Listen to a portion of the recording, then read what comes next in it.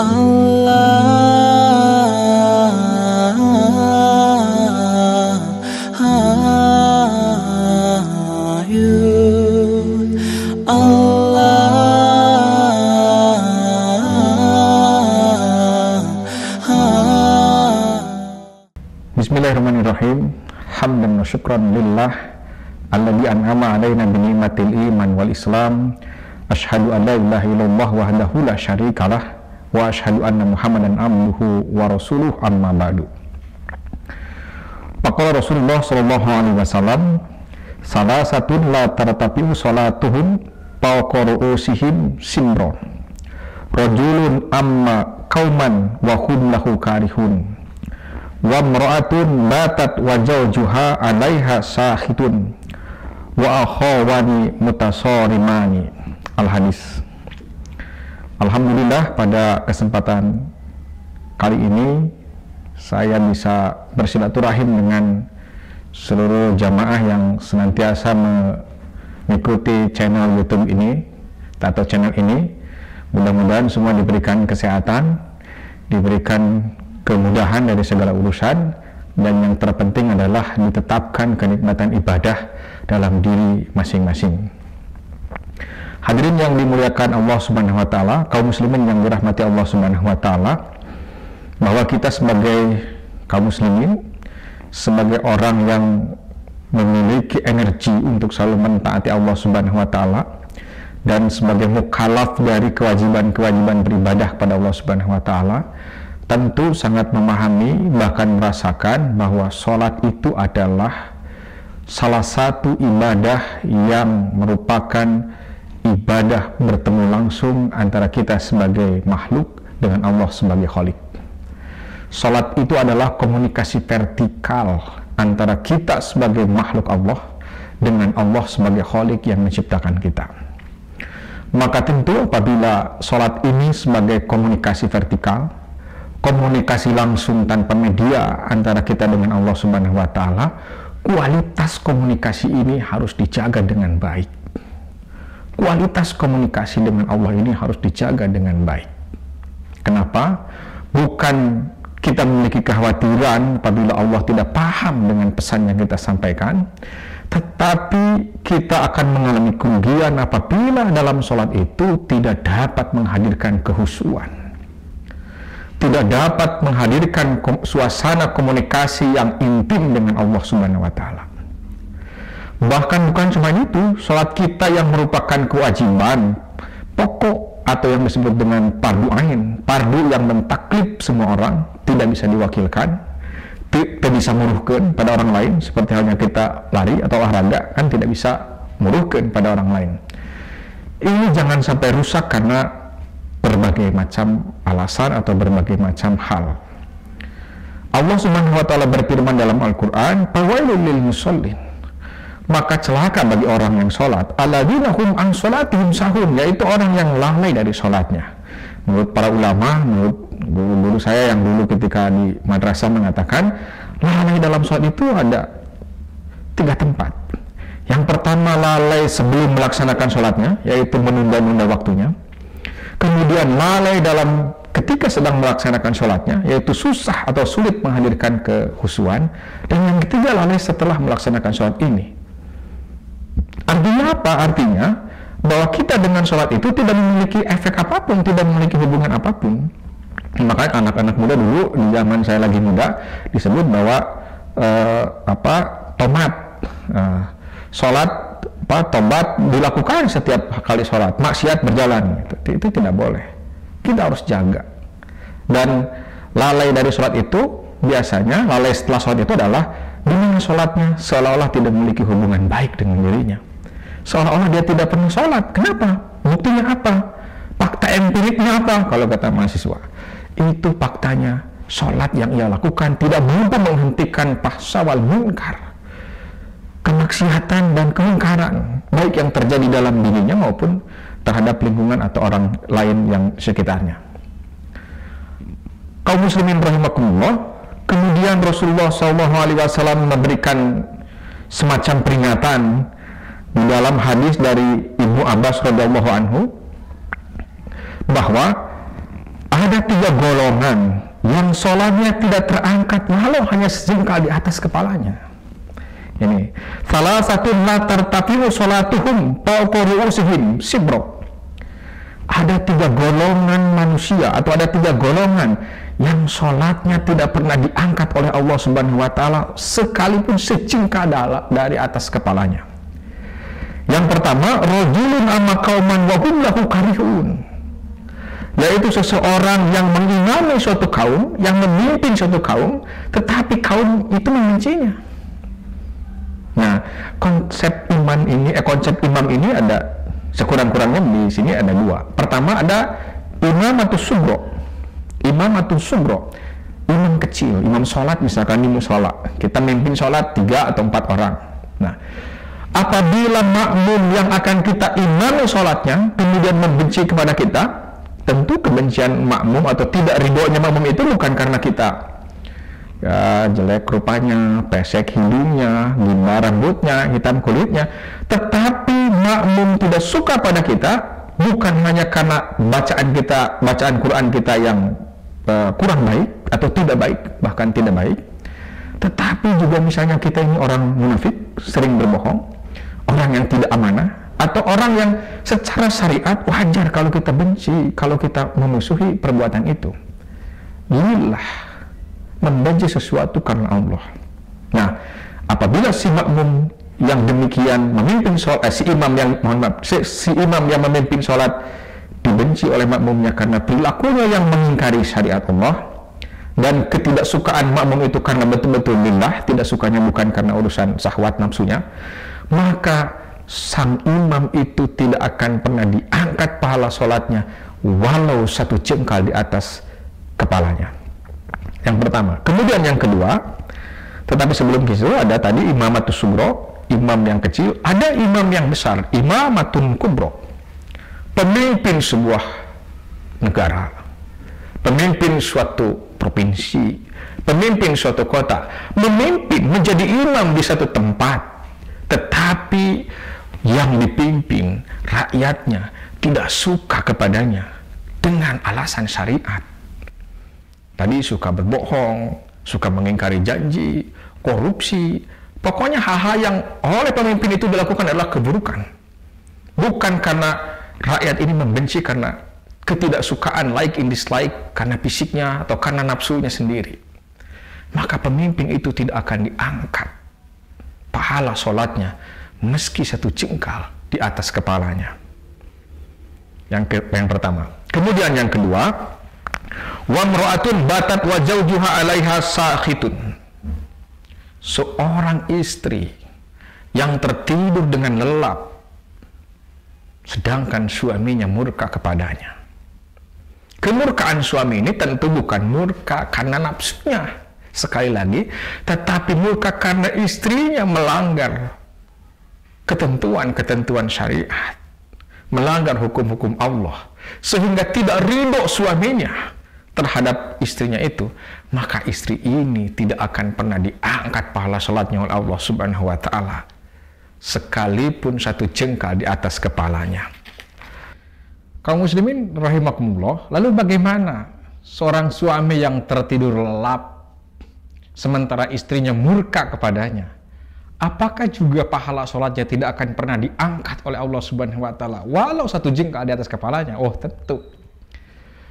Imam Al-Munzir berpendapat bahwa sebaliknya apabila suami tidak diridhoi oleh istrinya, misalkan gara-gara tidak melakukan kewajibannya sebagai suami pada istrinya, memberikan makan, memberikan pakaian, dan memberikan kewajiban-kewajiban yang harus ia lakukan, itu juga kan suami ini seorang imam. Apabila imam ini tidak disukai oleh makmumnya atau orang yang dipimpinnya, seorang pemimpin ini tidak disukai oleh orang yang dipimpinnya karena alasan syariat, tentu kembali kepada kalimat tadi bahwa seseorang yang memimpin satu kaum, seseorang yang menjadi imam, baik imam dalam konteks imamatun sugro maupun imamatul kubro, termasuk imamatul sugro itu adalah suami pada istrinya, maka Allah tidak akan pernah mengangkat pahala sholat dari suami yang tidak disukai atau dibenci oleh istri sebagai orang yang dipimpinnya. Hadirin kaum muslimin rahimakumullah. Kemudian yang ketiga, golongan ketiga, golongan orang yang tidak akan diangkat pahala sholatnya oleh Allah Subhanahu wa taala meski sejengkal di atas kepalanya adalah wa akhawani mutasarimani. Dua orang saudara yang saling mendiamkan karena ia bertikai, karena ia bersilang pendapat, kemudian saling membenci. Saling membenci dengan saudaranya itu tidak halal. Rasulullah SAW bersabda di dalam sebuah hadis, la yahillu al muslimi ayyahjura akhahu fawqa salasin layalin. Tidak halal bagi seorang mukmin untuk menghazr, memboikot, membiarkan saudaranya lebih dari 3 malam atau 3 hari 3 malam. Kemudian selanjutnya, ya takiyani fayuridu hada wa yuridu hada. Mereka itu kalau bertemu, yang satu berpaling ke sini dan yang satu berpaling ke sini, tidak mau saling bertatapan. Ini sesuatu yang tidak halal. Karena konflik, karena perbedaan pendapat, karena saling membenci, kemudian dia tidak saling menyapa, saling membiarkan, saling mengutuk, saling mencela. Itu tidak halal. Tetapi wa khairuhuma, yang terbaik di antara situasi seperti itu adalah alladzi yabda'u bis salam. Mereka yang memulai mengucapkan salam. Ketika salam sudah diucapkan, misalnya kita berbeda pendapat dengan tetangga satu komplek, karena berbeda pendapat waktu musyawarah RW, kemudian kita dibawa keluar musyawarah dan kita saling membiarkan, kita sadar bahwa ini adalah sebagai sesuatu yang tidak halal, artinya haram. Haram itu definisinya atau kaidahnya adalah haram itu ma yusabu ala tarkihi,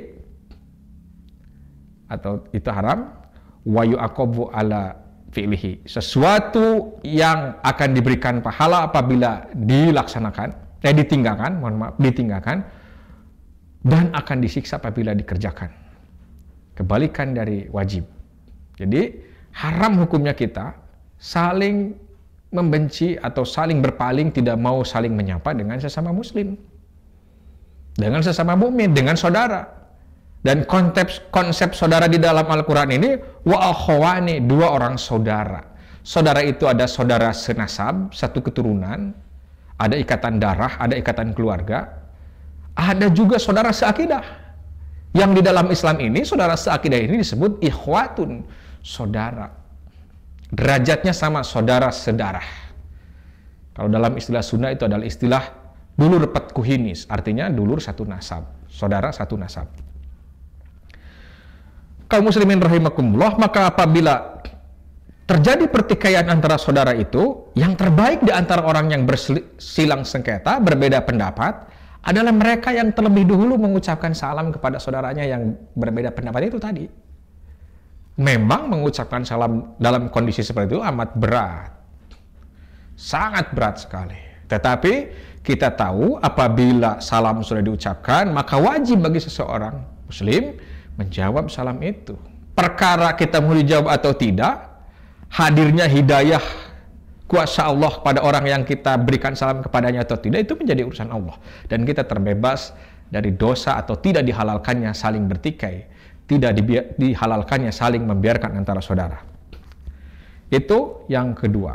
Atau yang ketiga, bahwa seseorang yang tidak akan diangkat pahala sholatnya oleh Allah Subhanahu wa ta'ala meski satu jengkal di atas kepalanya adalah wa akhwani mutasarimani, 2 orang saudara yang saling memboikot, saling mendiamkan. Dan ternyata saling berkonflik, bertikai, bertengkar, saling memusuhi apalagi dengan sesama mukmin ini akan membatalkan kita masuk surga. Seseorang banyak sekali amalnya, sholatnya rajin, berjamaahnya paling depan, puasanya hebat, sunahnya juga dilakukan tanpa terlewati. Kemudian juga istilahnya seluruhnya hablum minallahnya hebat. Tetapi hablum minannasnya jelek. Dengan tetangga bermusuhan dengan sesama tidak akur, maka sabda Rasul dalam hadis yang lain, la yadkhulul jannata qati'un, tidak akan masuk surga seorang pemutus, yakni qati'ar rahim, yaitu yang memutuskan silaturahim. Dalam hadis yang lain bahwa setiap hari Senin dan hari Kamis pintu surga itu dibuka, dan orang-orang yang tidak memiliki dosa musyrik kepada Allah Subhanahu wa taala dipanggil untuk masuk surga itu, kecuali ada orang yang bertikai dengan saudaranya. Tangguhkan sehingga ia berdamai dengan saudaranya. Kaum muslimin rahimakumullah, jadi ada 3 perkara atau 3 golongan umat manusia yang beriman tentunya, yang tidak akan pernah diangkat pahala sholatnya meski 1 jengkal di atas kepalanya. Pertama tadi adalah imam yang tidak disukai oleh makmumnya, atau pemimpin yang tidak disukai oleh rakyatnya. Yang kedua adalah seorang istri yang tertidur lelap tetapi dimurkai oleh suaminya. Dan yang ketiga adalah 2 orang mukmin yang saling bertikai sehingga ia islah kembali. Tentu kita berharap bahwa sholat kita ini semakin hari semakin berkualitas. Betul, kita sudah dimakan usia, setiap kali ruku sakit lutut ini terasa misalnya. Kemudian setiap kali sujud sakit pinggang ini terasa, tapi sakitnya itu membuat kita makin nikmat, makin mantap. Kalimat per kalimat dalam doa sholat itu betul-betul dihayati dan betul-betul terasa dialog dengan Allah Subhanahu wa taala. Inilah yang hebat. Ya. Daripada kita memiliki tubuh kekal, tidak ada yang terasa sedikit pun, sujud oke, berdiri tegap, namun sholat cilencang, julang cileng bare gancang. Tidak bisa dihadirkan kehusuan, buruk kualitas komunikasinya dengan Allah Subhanahu wa taala. Apabila buruk komunikasi dengan Allah Subhanahu wa taala, maka kita dibiarkan oleh Allah Subhanahu wa taala tidak memiliki hubungan yang harmonis dengan Allah Subhanahu wa taala. Ini berbahaya. Ya, ini sangat berbahaya sekali. Oleh sebab itu, semoga semakin hari kita semakin nikmat beribadah, semakin nikmat melaksanakan sholat, semakin mantap komunikasi kita dengan Allah Subhanahu wa taala. Mudah-mudahan kaum muslimin sekalian merasakan itu dari hari ke hari sampai akhir hayat. Mudah-mudahan kualitas ibadah kita semakin hari semakin meningkat. Kita berdoa kepada Allah Subhanahu wa taala supaya kenikmatan ibadah ini senantiasa hadir dan ada menyertai kita. Allahumma nawwir qulubana binuri hidayatika kama nawartal ardu binuri samsika abadan birahmatika ya arhamar rahimin. Mohon maaf apabila ada banyak salah. Semoga ini menjadi peringatan wabil khusus buat saya sendiri dan umumnya buat hadirin atau kaum muslimin sekalian dimanapun berada. Billahi taufiq wal hidayah. Aqulu qouli hadza wa astaghfirullah li wa lakum walhamdulillahirabbil alamin. Wassalamualaikum warahmatullahi wabarakatuh. Allah